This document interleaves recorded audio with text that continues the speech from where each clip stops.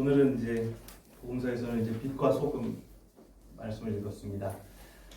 그래서 오늘은 빛과 소금, 우리가 빛과 소금이 되려면 어떻게 해야 될까라는 질문을 가지고 같이 안고 출발하면 좋겠습니다.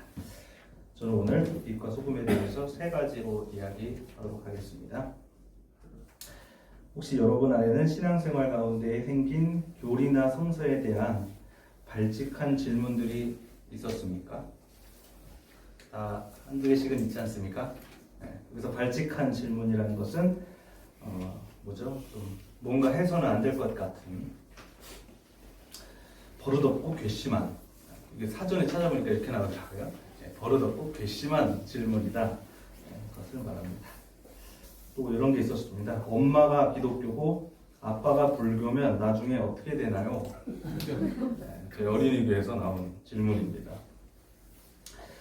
기독교 교리의 빈틈을 꿰뚫을 만큼 날카로우면서도 어쩌면 아주 당연한 질문입니다. 교회 안에는 사실 어떤 분위기 때문인지 쉽게 꺼내지는 못하지만 이렇게 해결하지 못한 질문들이 많이 있습니다. 보통 기성교회에서 이런 질문들이 나오면 목사님 귀에 들어가면 반응이 두 가지로 갈리는데요. 첫 번째 반응은 뭐죠? 믿음이 없고. 그냥 믿으라는 거죠. 믿음이 없구만. 믿으라는 겁니다. 믿다 보면 믿어진다. 이런 말도 있어요. 믿다 보면 믿어진다. 세뇌라 그러죠. 저희는 믿다 보면 믿어진다. 혹은 또 기도가 부족합니다. 기도하세요. 이게 저희가 다 아는 거 보니까 이건 되게 보편적인 거예요. 기도하세요 등의 태도가 나타납니다. 심한 경우는 기도원에도 들어갑니다. 기도원 가서 뭐 할까요? 기도하겠죠. 심한 경우 안착이라고 해요. 때리기도 하고. 아무 생각 없이 교회에서 하라는 대로 하면 되는 것이죠. 금식하라면 굶고, 성경 읽으라고 하면 글씨를 읽으면 됩니다. 두 번째 반응은 논리적인 변증으로 그 의심을 품을 사람을 설득하는 것입니다. 예를 들어서 이런 질문이 있다고 하면 만약에 이 세상의 모든 일들이 하나님이 예정 안에 있다고 하셨는데 왜 이렇게 불의한 일들이 많이 일어나나요? 이 불의한 일도 하나님의 예정 안에 있었던 건가요? 이런 질문 앞에서, 그러니까 하나님은 굉장히 하나님을 공격에 빠뜨리는 질문이죠. 이런 질문 앞에서 하나님은 우리를 사랑하셔서 자유의지를 주셨습니다. 그렇기 때문에 이 불의한 세상은 하나님이 만든 것이 아니라 우리가 만든 것입니다. 이렇게 논리적으로 이야기하는 것입니다. 하지만 이런 태도는 이미 답을 정해놓고 시작하는 것이기 때문에 건강하지도 않고 물론 그것이 정답이 될 수도 없습니다. 저에게도 이런 발칙한 질문들은 많이 있었던 것 같습니다. 죽으면 천국에 갑니까? 만약 그것이 제가 상상하는 것이 아니라 다른 형태라면 도대체 천국은 무엇이고 구원은 무엇입니까?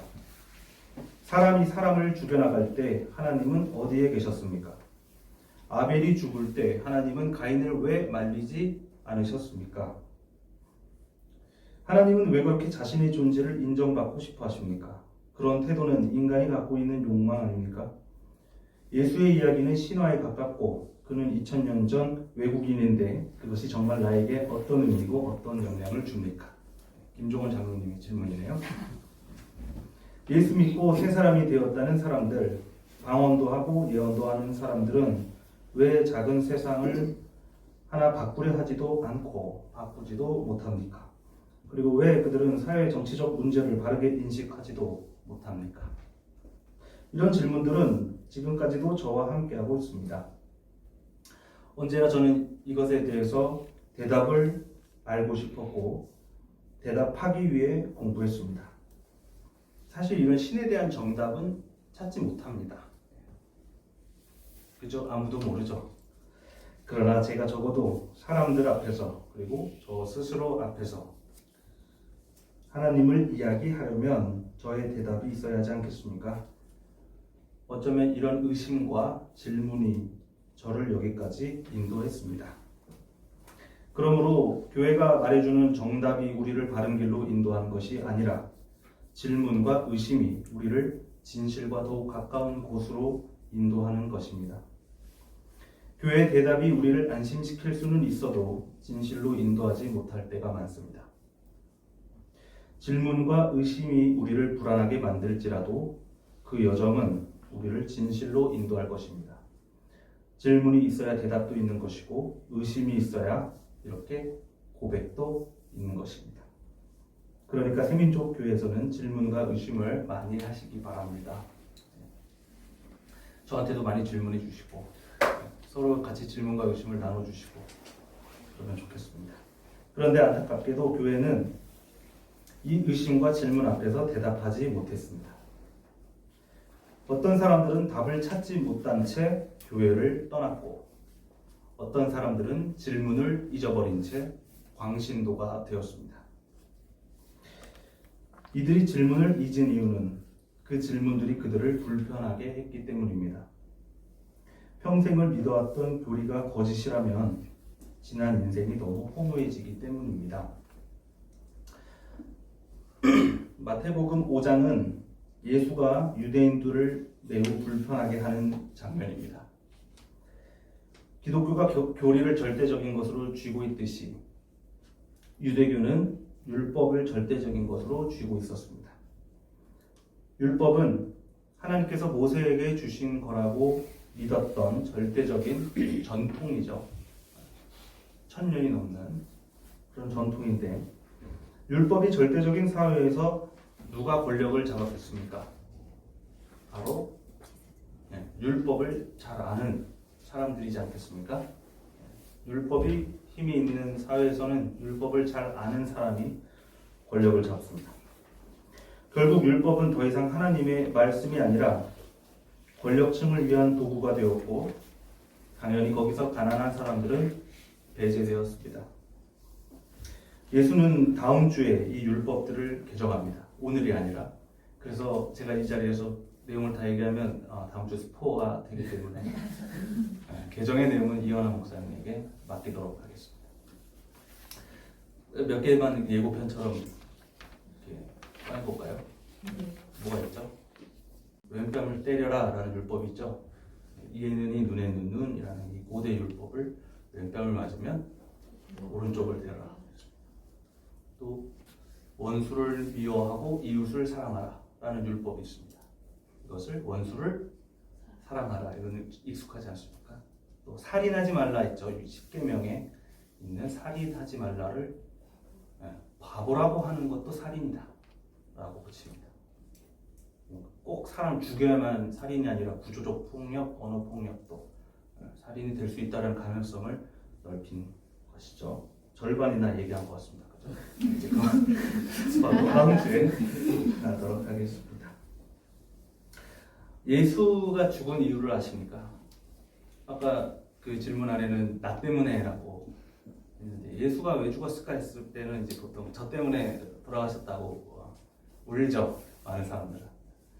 왜 죽은 것 같으세요?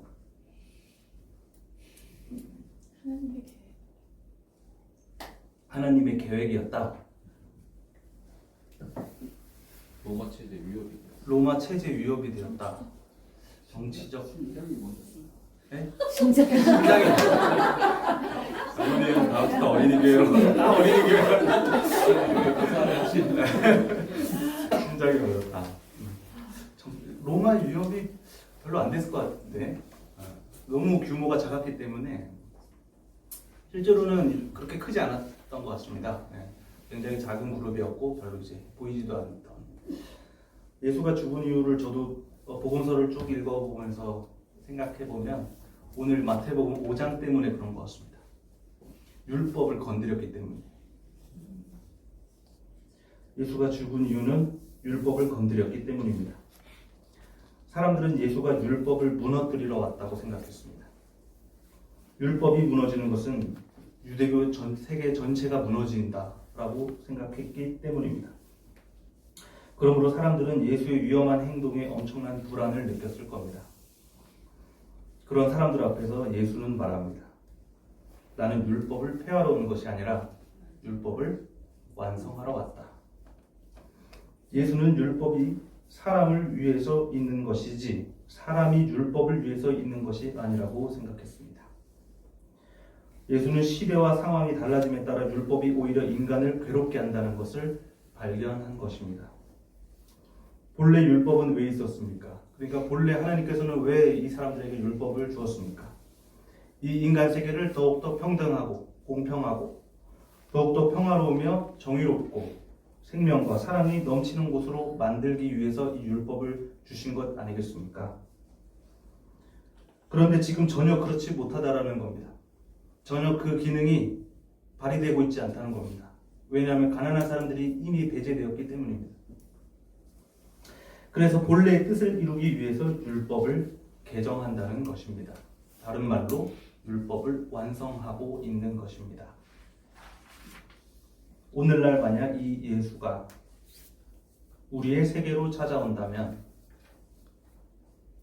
교리를 수호하시겠습니까? 아니면 껍데기만 남고 썩어가고 있는 이 교리를 고치고 버리고 다듬으면서 완성하겠습니까? 우리의 교리들은 이미 쏟아지는 질문과 의심에 대답할 힘을 잃었습니다. 그리고 우리의 교리는 그 자체로도 생명 하나 구하지 못할 만큼 힘을 잃었습니다. 그 교리를 쥐고 있는 기독교 권력자들은 논리와 억지로 그것을 수호하기 바쁩니다만 이것을 해결할 힘은 없어 보입니다.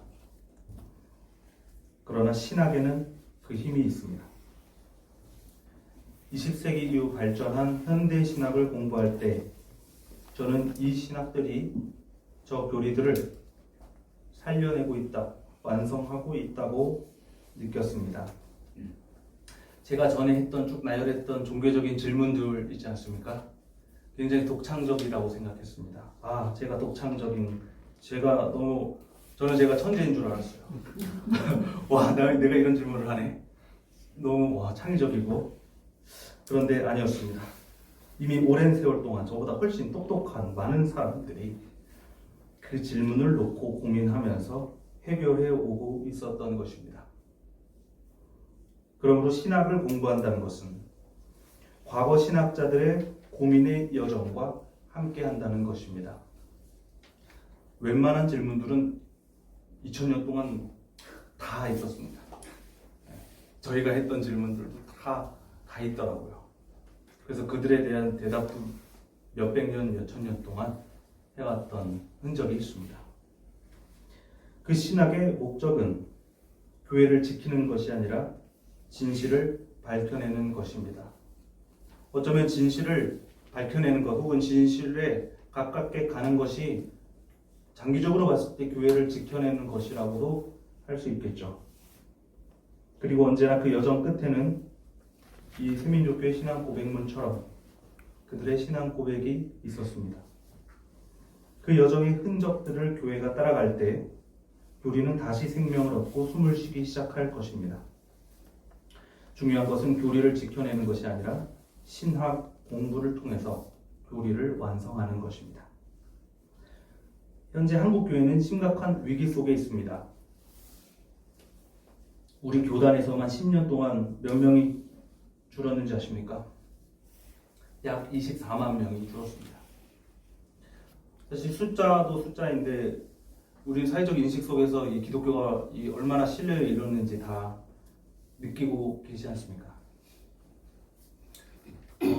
제가 어릴 때만 해도 자동차를 타고, 저희 아버지는 술을 전혀 안 드시는데 자동차를 타고 가다가 그 음주운전 단속을 이제 부세요라 그러면 저 목사입니다 이러면 보내줬어요. 목사가 엄청, 저는 권력 있는 검사급이다 생각을 했어요. 근데 지금은 목사입니다 이러면 바로 내리라 그럴 거예요. 사자 냄새가 확 나지 않습니까? 이미 이제 기독교는 힘을 많이 잃었습니다. 제가 어디 가서도 교회에서 일을 한다, 신학을 전공했다 그러면 한 30분을 설명해야 됩니다.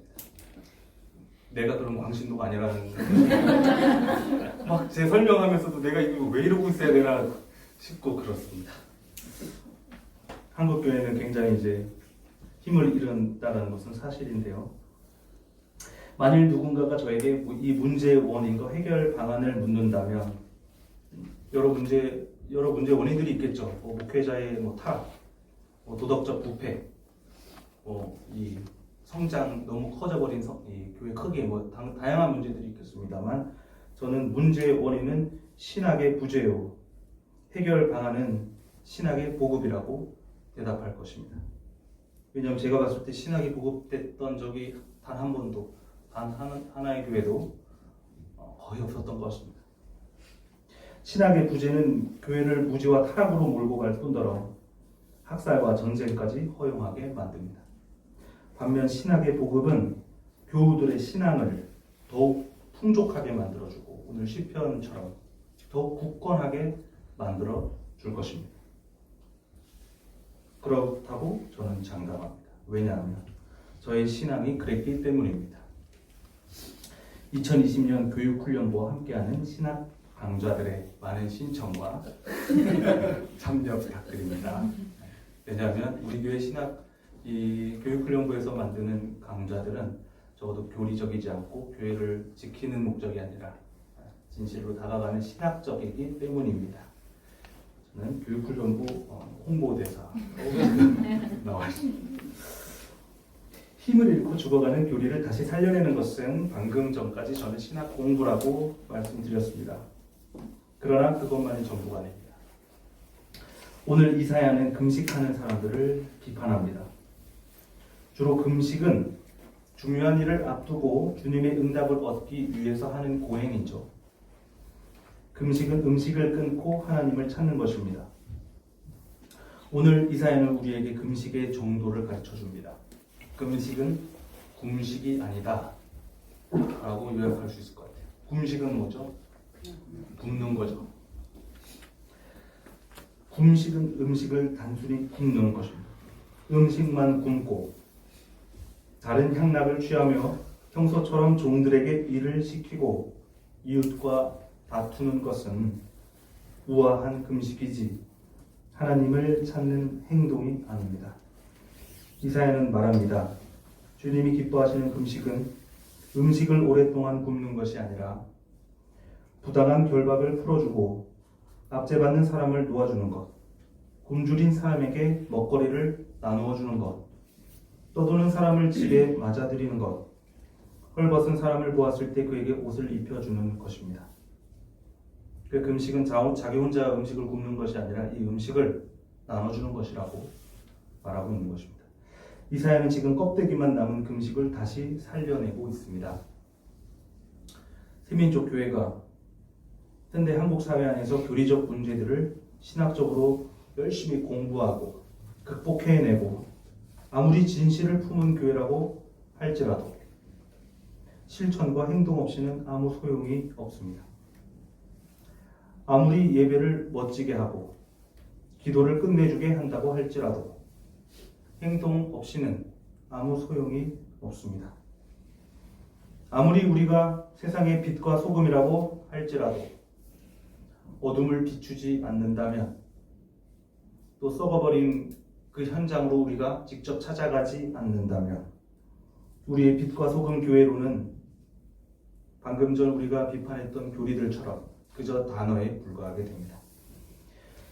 중요한 것은 교리를 실천하는 것입니다. 존경하는 교우 여러분, 혹시 여러분은 하나님의 마음을 알고 계십니까? 사실 저는 방금 전까지도 두 가지를 얘기했습니다. 첫 번째는 공부하는 것이고 두 번째는 실천하는 것입니다. 사실 신학을 공부하고 실천하는 것보다 더욱 중요한 것이 있습니다. 그것은 하나님의 마음을 아는 것입니다.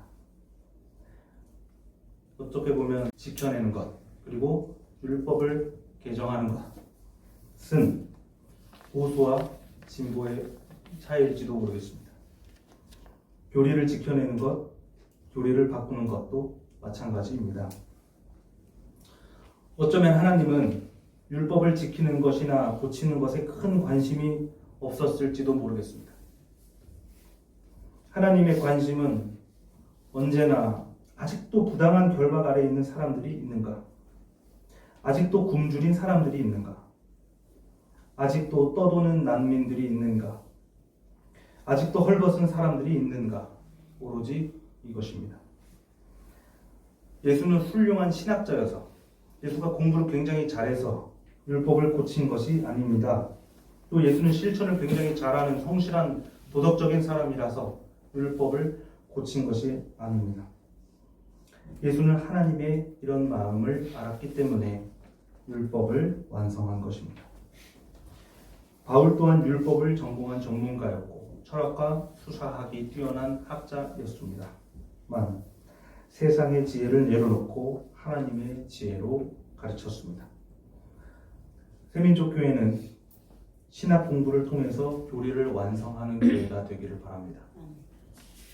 또 세민족교회는 실천과 행동을 통해서 교리를 진짜로 한번 살아 숨쉬게 하는 그런 교회가 되기를 바랍니다. 그리고 세민족교회는 진보와 보수를 넘어서 하나님의 마음을 이 세상에 드러내는 교회가 되기를 바랍니다. 같이 묵상하겠습니다.